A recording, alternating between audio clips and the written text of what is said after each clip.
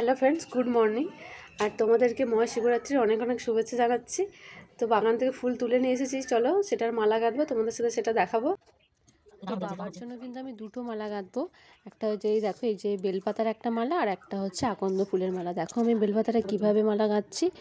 আর তার সাথে দেখো দু সাইডে এরকম গাঁদা ফুল দিয়েছি, আর মিডিলে আছে আকন্দ ফুল।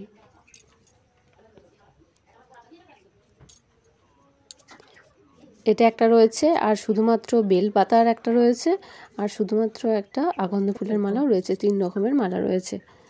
এই দেখো, এই বেলপাতার মালাটা আমি গেঁথে নিচ্ছি। তো বেলপাতা কিন্তু এখন যেগুলো মানে নরম আছে সেগুলো কিন্তু পরিষ্কার, তারপরে সব দাগ ধরে গেছে, তো সেখান থেকে বেছে বেছে নিয়েছি। এ দেখো, আকন্দ ফুলের মালা আর বেলপাতা, আর এখানে নিয়েছি দূর্বা ঘাস। আর এই যে বাগানের যতগুলো মানে ফুল পেয়েছি আমাদের গাছে হয়েছিল সবগুলোই নিয়েছি। আর এটাও আমাদের গাছে হয়েছিল, ধুতুরা ফুল আর ধুতুরা ফল, সবগুলোই কালেক্ট করেছি, তবে অনেকগুলোই হয়ে গেছে।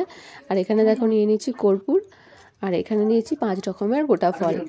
আর এই সাইডে নিচ্ছি দেখো ঘি, মধু, অষ্টগন্ধা, গাঁজা, সিদ্ধি পাতা, কাঁচা পাতা, পৈতে, তারপর রয়েছে জব, কালো তিল, ধান মানে আলো চাল, তো অনেক কিছুই ছিল।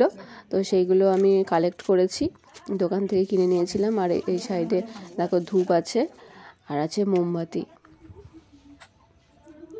তো সব কিছু আগে সরঞ্জাম করে নিই, তারপর বসবে। দেখো আমি এখানে ধূপটা জ্বেলে নিচ্ছি, আর সাইডে মোমবাতি।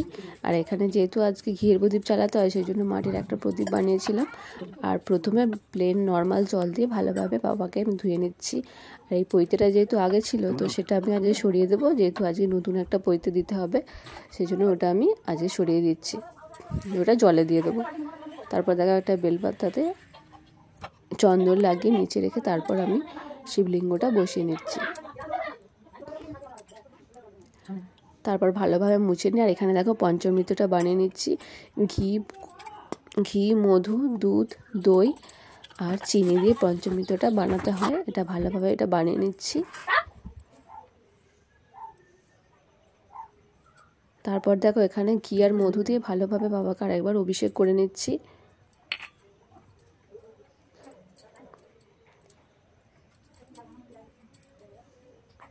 তারপর দেখো একটু ভালোভাবে মুছে নিচ্ছি। যতবার কিন্তু এইসব করতে হয়, একটু ভালোভাবে মুছে নেই ভালো। আর এই সাইডে দেখো এই যে সব কিছু জোগাড় একবারে একসাথে করে নিয়েই বসেছি। তো তোমরা কারা কারা যে শিবরাত্রির ব্রত রেখেছো অবশ্যই কিন্তু কমেন্টসে জানাবে। এটা কিন্তু আমি বাড়িতে পুজো করছি। আজকে এটা পড়েছিল 9:42-এ। আর দেখো আমি এক এক করে সব কিছু সাজিয়ে নিচ্ছি।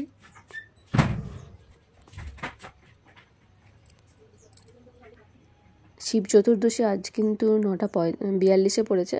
তো বেশিরভাগ কিন্তু যারা শিবরাত্রি করে তারা কিন্তু সন্ধ্যার পর পুজো দেয়। এটা আমি বাড়িতে দিচ্ছি। বাড়িতে আমার যেহেতু শিব ঠাকুর রয়েছে, তো সেটাকে আগে পুজো করে নিচ্ছি, সব কিছু সাজিয়ে নিচ্ছি। আর এখানে তোমার দাদাভাই আমার ভিডিওটা করে দিচ্ছিলো, বাড়িতে ছিল যেহেতু আজকে। তো এটা কিন্তু ওম নমঃ শিবায় যে বীজ মন্ত্রটা রয়েছে ওটা বললেই হবে, আরও অনেক মন্ত্র আছে।